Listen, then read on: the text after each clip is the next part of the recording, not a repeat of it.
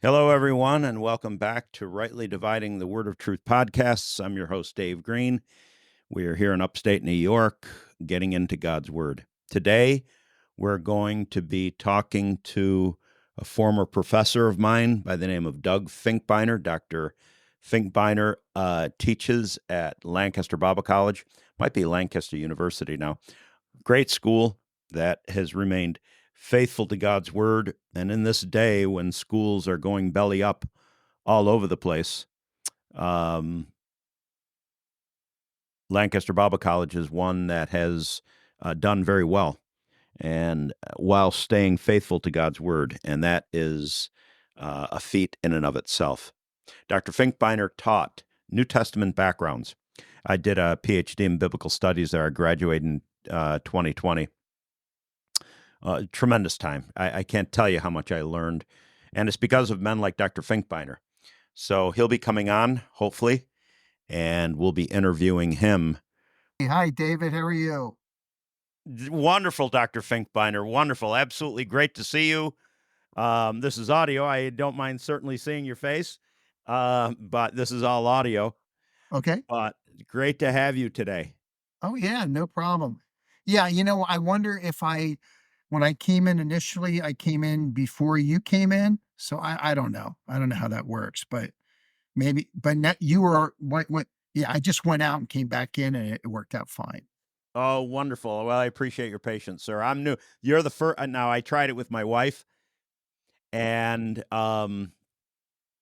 it worked. And so when it wasn't working with you, I said, "Oh no, what's going on here?" There's always a glitch to these things. I'm new Yeah, at I this. know. I'm But glad it worked out though. well, it's great to have you, sir. I'm the host of this podcast series called Rightly Dividing the Word of Truth from upstate New York. Delighted to be with you all. These podcasts are aired on Spotify, Apple, Facebook, Truth Social, Instagram, YouTube, and several others. And the desire is just to get people's appetite for the Word of God in these kind of scary times we live in with everything that's going on. I had the privilege of going to Lancaster Bible College. Is it Lancaster University now? No, it's still Lancaster Bible College. Okay. And I had the And privilege of going there it- back. I think I started in 2016, graduated from the PhD program in biblical studies in 2020 with Dr. Meyer. I hope to be interviewing Dr. Meyer tomorrow, um, or very soon, maybe next week. But one of my favorite courses that I took in my entire time there was New Testament backgrounds. The two top would be New Testament backgrounds and Old Testament backgrounds, taught by Dr. Doug Finkbeiner and by Dr. Meyer, Mark Meyer. And they were wonderful courses because I did a 4-year degree in Bible from Davis College, finished at Liberty University. Davis College was traditionally a 3-year Bible Institute. Then I went to Liberty University, did a master's of divinity and theology.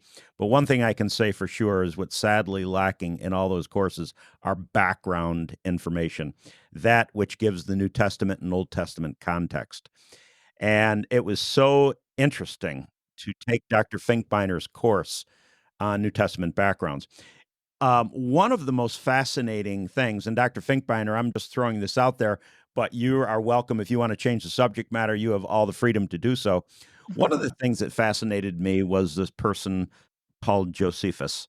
Saw a lot of books about him written and didn't know what he was.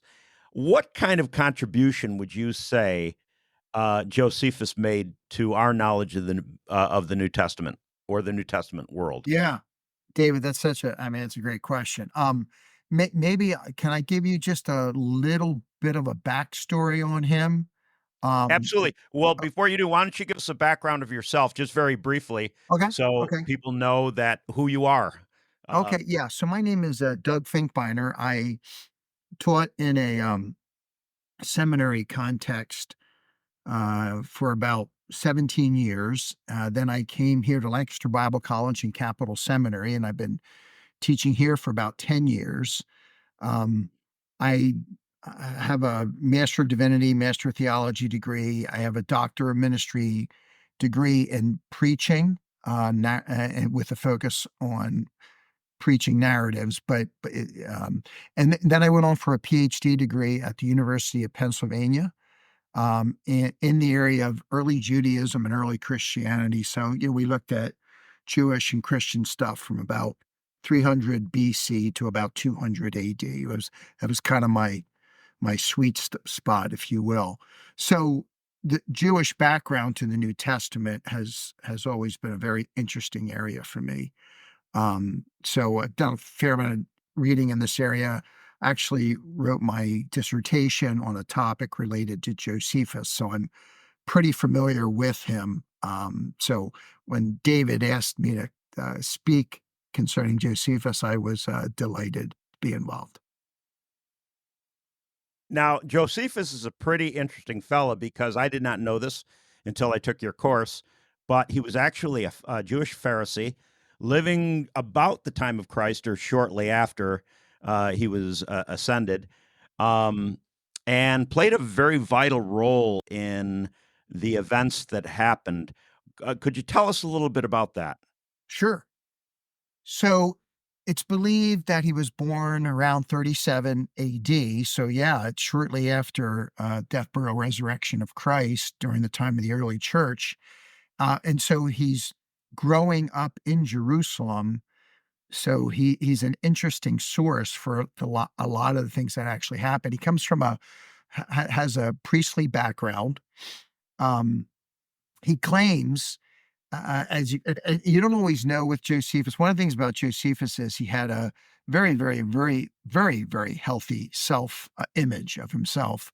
So he would portray himself in very favorable light. So, but he claims that he had exposure to the different Jewish sects, the Pharisees, Sadducees, the Essenes, um, and even another ascetic guy by the name of Bannus. But um, he claims he's very much familiar with the religion, and he ended up settling on following Pharisaism, is what he tells us. Um, he was actively involved around the time of the Jewish War. The Jewish War is in around AD 70. Um, it starts before that, but that's really when it's really 66 is when some of that stuff starts. Um, but it ends in 70, and so he was actually appointed to be the kind of the general of the group of Jewish rebels in Galilee. And Vespasian, who at that time was the general in charge of the Roman expedition there in Judea and Palestine. He's not emperor yet. Nero is still emperor. He comes in and pretty much takes care of Josephus rather quickly. Josephus, rather than dying a heroic death to the end, surrenders, um, and basically tells Vespasian, "Hey, we have this interpretation, or we have this passage, prophetic passage in Daniel 9, and I think that the guy who comes in and delivers, and so I think that may be speaking about you, and you're going to become the next emperor." And Vespasian kind of puts him to the side and says, Whatever." And then, it's not too long after that, in 69, he becomes the the emperor. Nero is assassinated, and so forth.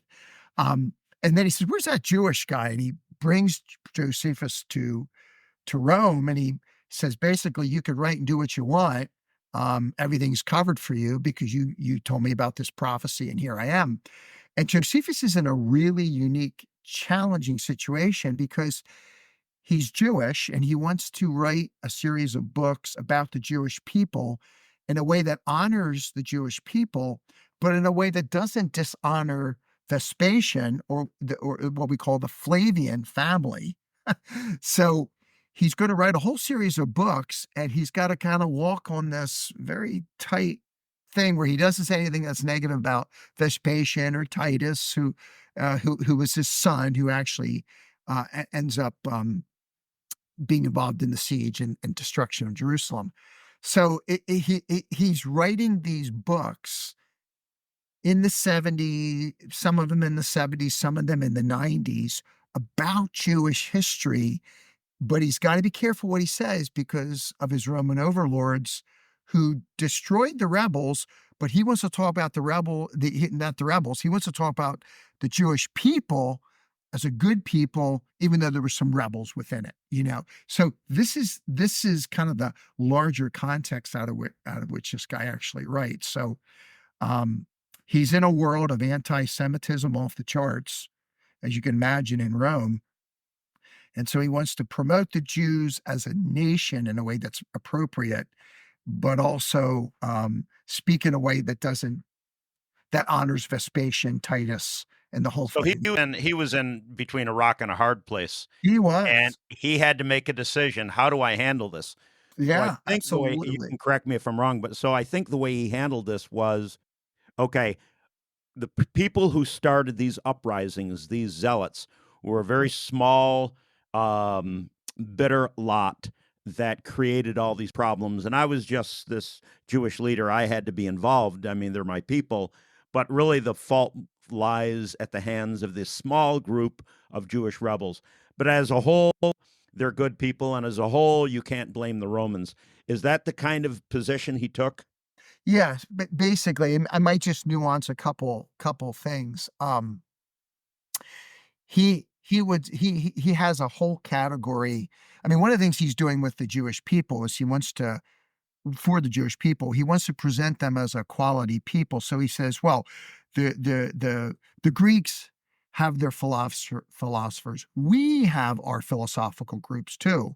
And he identifies them as the Sadducees, the Pharisees, and the Essenes. Um, but he says there's a fourth philosophy. It's a kind of a Johnny come lately, if you will. And it's made up of, like you said, of these zealots and other rebels, but it's not germane to what it means to be Jewish. And these were the guys that rallied the common people and led them astray. And thus we were in this fight. And yes, I'm an aristocrat and I got involved in the fight, but I wanted to do it in a way that we could maybe negotiate with the Romans, and the whole thing just got out of hand. So yeah, that's exactly right. So this is his world in which he's writing in, and of course the Jewish re- rebels would have hated him. They would have seen him as a turncoat, but he views himself as one who's trying to preserve the true Jewish identity. Fascinating. He's a Pharisee, at least what we know about him. So Yeah, he's a that's his strict. claim. So he's very familiar with the Pharisee. I mean, some scholars have argued he just says he's a Pharisee, but he's at least following the Pharisaic approach. Yeah, So that's that means he is a faithful, law-abiding Jew, through and through, zealous to the point of becoming a general, a leader against the armies of Vespasian. Um, Loses the military conflict, surrenders, and then all of a sudden becomes an apologist for Rome, writing all the histories, glorifying Rome's victories, at the same time trying to do justice to the Jewish people. What do we get out of his writings? Some of his writings, I mean, so much can be verified in our New Testament, and is in fact he is the only source we have of numerous New Testament things. So tell us about some of his writings and his important contribution regarding to his knowledge of the New Testament and specific things he's said about the New Testament. yeah, no, that's great. So we have four extant works of Josephus. The first one is called the Jewish War, um, and it was written probably in the mid 70s, yeah, around 75, 76. We don't know exactly, but ballpark. His his other works, Antiquity, and the Jewish War, is largely starting from shortly before Herod the Great, and running up to the results of the Jewish War in 70 AD. So actually goes to 73. Um, So that he writes that shortly after the destruction of the temple and so forth. So he's going to talk about the Jewish war, and like you said, he's going to largely blame this fourth philosophy, and he will say also that some of the governors, some of the Roman governors, created a problem also. So in kind of in those two veins, but whenever he speaks about Titus, he always speaks of Titus as being honorable and trying to get the Jews to surrender and all that. But so he goes back through that material. So what happens is, in going back and talking about Herod's father Antiochus and so forth, and covering that period, we learn stuff about the Herodian age that we would never know apart from Josephus. I mean, there's other people who are writing about it in antiquities. However, the material's not extant. So what we have is Josephus. So he's a very, very significant source. He writes the Antiquities in the 90s, when Domitian is actually the emperor, and he's not a good fellow, and he's very anti-Semitic. So he's got to be real careful how he writes. But there, he's going to go back, David. He starts with the creation account, and he walks us through the biblical story, the Old Testament, what we call the Old Testament, and he continues that story all the way up to about 65 AD.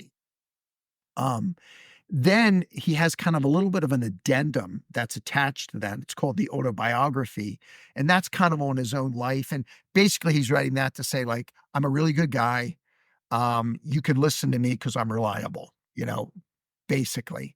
And then later he writes an apology called Against Apian, because there's a lot of anti-Semitic attacks. And so he writes the apology to say, though, the Jewish nation is a really good nation. And so that's kind of how he's arguing. As far as value, there's so much about Josephus that is valuable. Now I'll just mention a couple of things. First, I think for us who want to kind of do a historical reconstruction of early Judaism, um, and understand a little bit more about cultural practices, and in this portion, in the beginning of the first century, and also in previous in the intertestamental period, he is invaluable. Um, there is so much we would not know about Herod. There's stuff we would not know like for instance, the Pharisees. Where are they spoken about? Clearly, they're spoken about in the New Testament. We all know that. Um, and you have some cryptic statements about them in the Qumran literature, and some of the later rabbinic uh, literature will say some things about the Pharisees. But other than that, you have very little. And so with Josephus, you begin to hear some of their beliefs and so forth, and you can begin to map what we learn about the Pharisees and the Sadducees. You can map that onto some of the stuff you find in the New Testament, and it's fascinating. I wrote something up years ago where I was just looking at references that to either individuals or events that you find both in Josephus, and in the New Testament, and you have individuals, some of which get a lot of attention in Josephus and just passing comments in the New Testament. And then you have a reversal of that, where you have individuals that get a fair amount of attention in the New Testament and just a passing comment about them in Josephus. But it's these intersections, David, that I have found to be so fascinating. Um, Same thing. Because if I could just interject very quickly, because Yeah. some of these things, Josephus is the only particular source that corroborates the information in our New Testament. Yes, that's correct. That's yeah. So something like Herod Agrippa the First, we know in Acts chapter 12 about his demise, um, when he goes down to Caesarea, uh, and Josephus gives us an account of his demise. So here is the very same event is then given to us by two different writers, and I, for instance, believe that Luke is probably writing both the Gospel Luke and Acts in the 60s. So Josephus is writing after that, but he ends up corroborating some of the stuff that you find in the book of Acts with Luke. John the Baptist, and his death. Josephus has a section on that, just like you find in the New Testament Gospel. So it's really interesting to me to see the intersections of individuals and events, both in Josephus and in the New Testament. It is absolutely fascinating to see how important this man is with our knowledge of the backgrounds of the New Testament. People say, "Well, how do you know Christ lived? How do you know these things were actual events and real people? Maybe they're just fictitious." Well, someone like Josephus, who's a Roman historian and a contemporary in in the first century, tells us all these things. It just really bolsters our faith, I think. No, I would agree with you. And even Jesus Christ, who obviously gets a lot of attention in the New Testament, is mentioned by Josephus. Now it does seem like what we have, what is called the Testimonium Flavianum.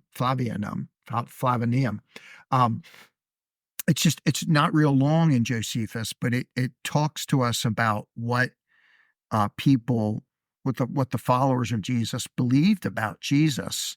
And in the way we have it now, there's probably been a little bit of additions added to it, but the original would have clearly talked about this individual named Jesus Christ who died, who has followers who speak of the fact that he is with them to this day. And so that to me is really fascinating.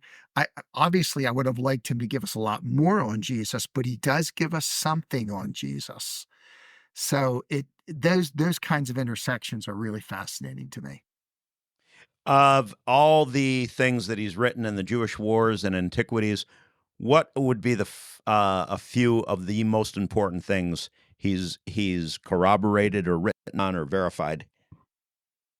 Yeah, so certainly the Jewish war that where you have the destruction of the temple in AD 70, that becomes one that's really significant. I mean, for me, when it comes to individuals, I think getting the backstory on the Herodians, um, also an overview of the Roman governor system at the first century. Now, you obviously can pick up some of that stuff by reading some of the Roman sources too.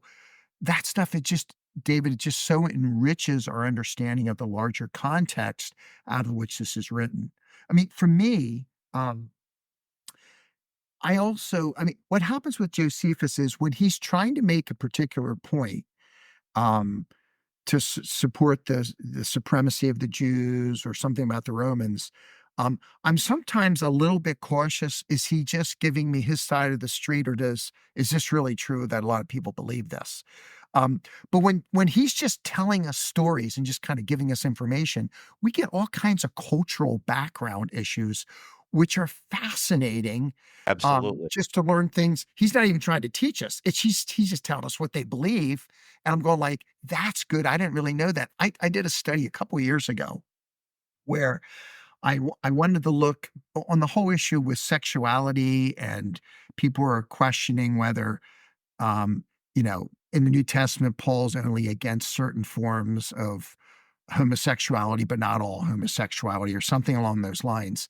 Um, One of the things I thought would be interesting is I want to read through Josephus and see if he allows for any kind of um, sexual perversion in those areas. And he is completely consistent, as are the other Jewish writers of the time, Philo, Pseudepigrapha, and all that kind of stuff. Um, Absolutely saying these things are perversions and contrary to what we believe. So to suggest then that a Pharisee who became a Christian by the name of Paul would take a completely different view than the Judaism and the view of Judaism in his day just doesn't make any sense. Just Yeah. doesn't make any sense. So there are these cultural interactions that become really, really fascinating to me, I'm looking at. I might, because I know our time's running low. The other thing that kind of that I might just kind of throw out, as a guy who's interested in the Old Testament and how the Old Testament is understood in the New Testament, I'm also interested how the Old Testament is understood by Jewish writers. And because Josephus has the Antiquities where he works through the story of Genesis and following, it's really fascinating to kind of read and say, oh, how is he interpreting? How is he using some of these passages? That's just another thing. And the other thing I'll throw out really, really quick is in making an argument in Against Apian, chapter in book one, chapter one of that book too. But um, he or in the first section of it, he argues for the canon that Judaism accepted in the first century. Now, it may be that not all Jews subscribed to his canon, but it does give us a feel that there's really strong canon consciousness among the Jews in the first century. We don't just get that from the New Testament, we get that from Josephus. I've heard some scholars say that the idea of a canon is foreign to any thinking in antiquity. That's just not true. It's not true. Mhm. Josephus actually tells us about a canon that was authoritative, that was different than later Jewish writings. So it's it's a really helpful source for us on a whole series of fronts. I recall Jesus when he was carrying his cross in Luke, and he was weeping. The women were weeping, and he said at the end of Luke, he said, "Do not weep for me, but weep for your children." He also mourned over the fall of Jerusalem. He also said in Matthew chapter 24, he said, "You see all these stones, not one stone will be left upon another." And then, at least in Matthew chapter 24, he gives us, it may go into end times later, but to begin with, he talks about the destruction of Jerusalem.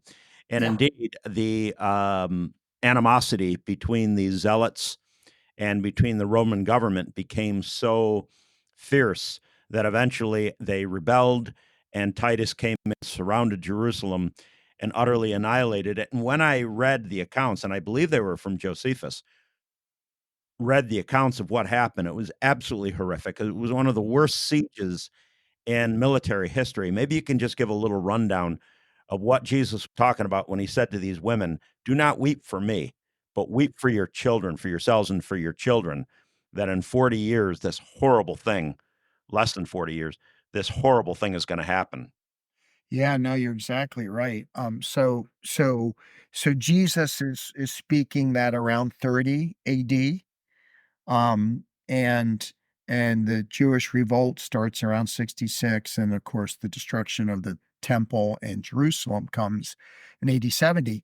And it is horrific, and it is in Jewish War 2, book 2, that Josephus gives us kind of a blow by blow account of what that has entailed. And you hear about the people suffering and starving. And it's not just like they're rebels, they weren't united rebels inside Jerusalem. They were at odds with each other. They were killing each other because you had these different factions of rebels. I often wondered if they could have just stayed united.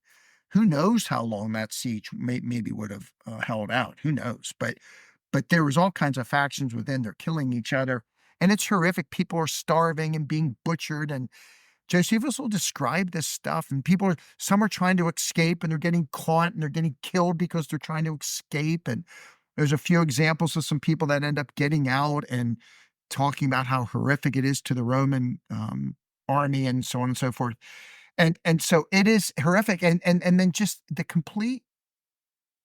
temple just being destroyed. Josephus will talk to us about that, how terrible it was. And it's interesting, David. Remember, I told you before that he tries to portray the Romans in a good light. He would say that the destruction of the temple uh, was a little bit more than what Titus wanted to actually happen, but his men got out of hand, you know. Right, right, So who knows if that's true? I mean, who right. knows where? But again, that's kind of the way he flavors things just a little bit. But if somebody wants to get a blow by blow account of what went on, you could read Jewish War too, and it's horrific. It really is. It's So, very detailed too. I yes, recall, yeah, I believe that's where I saw it when the Romans finally breached the walls and came into the city. They found death everywhere. Yeah, rooms that's right. filled with starving dead bodies, but it didn't stop them. There was no compassion, none whatsoever. They went through, and anyone living, old old woman, little child, baby, it didn't matter. They ran their swords through I mean, almost no one escaped. Yeah. That's seems to be the account I get. A horrific, utterly Yeah, horrific. I think you're exactly correct. I think you're exactly correct. So, in context, when these women are weeping for him, and he says to them, "Not for me, but weep Mm, for your children, that which is going to face," knowing that their rejection and murder of him, as the nation said, "His blood be upon us and upon our children." They didn't realize what they were signing for, and throughout the horrific things, utterly horrific things throughout the ages for rejecting their own God's son, their Messiah. But it's yeah. fascinating. Oh, no, it Um, is. It is. Um, it's a tragic story. Indeed. And this is just the beginning. There are other things that I'd really like to pick your brain on. You just mentioned here, I did not realize. I knew you had before you did your PhD, I knew you did a Doctor of Ministry. I didn't realize it focused on narrative preaching. I'd be very interested in having you talk about that, getting into the subject of homiletics a little bit in one of these podcasts, if you don't mind. Oh, yeah, no, I would love it. That's I mean, I still teach in that area. I teach a course on interpreting and communicating, narrative literature, so it's an Oh, area of that would be real wonderful. interest to me.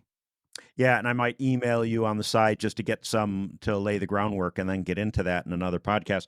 The other thing I recall in your course, you went into Jude and you talked about the controversial passage in Genesis chapter 6 where it says, "And the sons of God saw the daughters of men and they took every one." And there's a big debate on who those sons of God are. Some people believe that they are the godly line of Seth, called the sons of God, and they threw away their gods and just married every beautiful pagan woman they could find. And there was no godly people left, so the Lord annihilated. Other people believe that that the sons of God were actually fallen angels that took on human form and began to mate with human women, and men were so wicked they allowed this kind of thing to happen despite that, and so they wiped out the earth. And I remember you quoted Jude, did a little parallel there about that. Sometime I'd like to pick your brain on that too. Yeah, no, that'd be great. I we also have, I don't know if you knew this, one of our doctoral students, David Fry, is actually writing his dissertation on, um, Enoch in the New Testament, and part of what he does is he spends a fair amount of time on the Jude passage. So he would be another guy, but I'd be happy to come on and talk about it too. I certainly have my views on that and be happy to do that. Maybe we'll get both of you guys on. I think I could do Oh, both of that you, would be to tell you really the truth. interesting. Yeah. Yeah, I'll email you and get that information. I'd love to pick his brain about that. Absolutely love to. Yeah, that'd be great. And the role that the New Testament, I believe Jude is the only New Testament writer that quotes an apocryphal source. Is that correct? So he's the only one that directly quotes, what we would call a pseudepigraphal Oh, source. pseudepigraphal. Okay, Yeah, yeah, because it's from First Enoch, and that's typically put under the category of, Old Testament pseudepigrapha. Um, good. but yeah, but a non-canonical Jewish source. Yeah. So, but specifically pseudepigraphal. So that yeah, and And it's really what that interesting. does for our understand and how that affects our understanding of inspiration. All Scripture is inspired by God, so God breathed. So, and that's Right. God breathed as well. So, does that mean the original pseudepigraphal source is God breathed? And we'll maybe get into that a little bit. Yeah, yeah, that'd be an interesting that'd be another really interesting topic. So, in a nutshell, we have this guy who was born in AD 37. His name was Josephus. He was a faithful Jew, claimed to be a Pharisee, and very devout Jewish person. He took a military position in the Jewish wars when things escalated between the nation of Israel and the Roman Empire, and which eventually ended in Titus's siege of Jerusalem and destruction of Jerusalem. He basically became a turncoat and wrote and was spared. His life was spared, and he became a historian for the Roman Empire, as well as an apologist for them, and to some degree for the Jewish people as well. So I don't think there's a more fascinating, with all the information that he gives us and all that background that we have to verify, not a Christian at all. One other thing I wanted to ask you about him, as I summed his life up. Do you think that he knew many people, many Jewish Christians in Israel? Like Luke wrote around that time. Did he know any Christians living in Canaan, in Israel? Yeah, it's a great question. We don't know. What we do know is that um, he speaks of when he speaks of John the Baptist, he speaks positively of John the Baptist, which is really interesting because he does not like prophets in his time because he thinks it's going to lead to rebellion.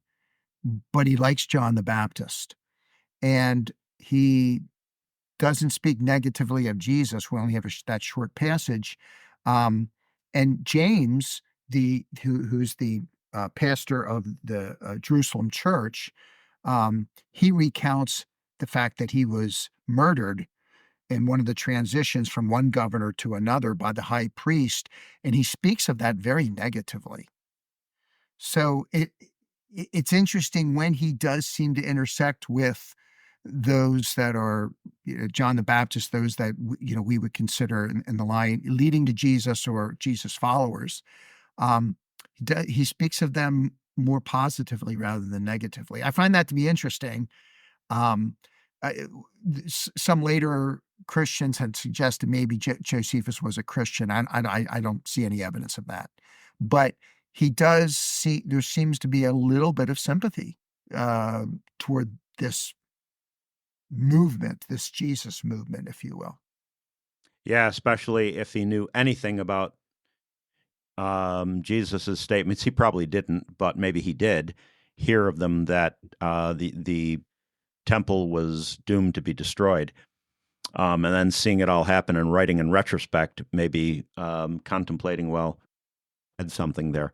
But Yeah, I mean, fascinating stuff.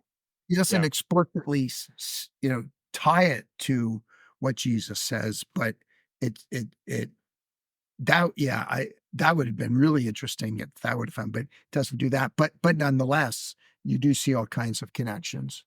Yes, sir.